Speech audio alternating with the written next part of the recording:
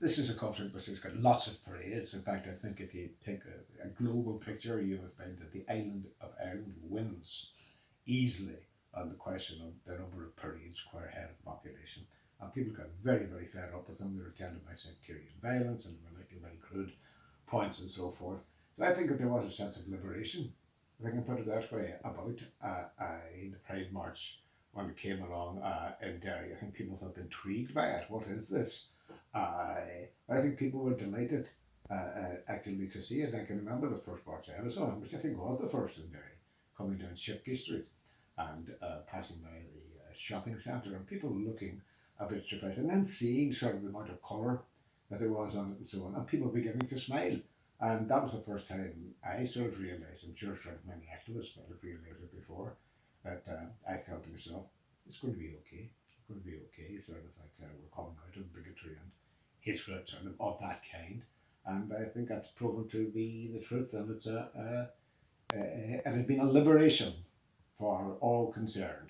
When you go to Belfast and various other places, you get a rather corporate dominated a pride marches. I think in Derry you still get the true spirit of pride, if I can be pompous enough to make that judgment. So I'm delighted. I don't think that I've been helping out with gay parades. I think they've been helping me out. And I think that Eamonn is right when he says that there had been a fair bit of nervousness.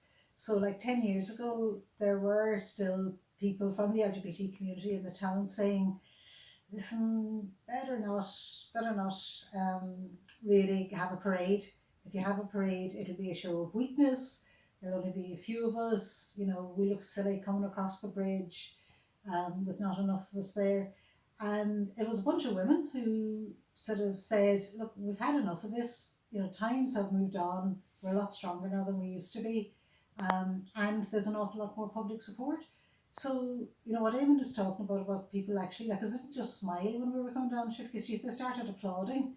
And that, I think, is because there'd been a lot of work put in by the organising committee, you know, ahead of time to make it clear that it was going to be, you know, an event for the whole town, not just for the LGBT community, and that anybody who did support the community should get out there. It was brilliant. I mean, I remember going over to the train station and being worried that there wouldn't be enough people to carry the big flag, and being worried that, you know, we'd have too many banners and too many placards and not enough people to carry them. And sure, there was thousands there, and it was just absolutely wonderful to, you know, come around and just see how many people were there getting ready to march. Brilliant.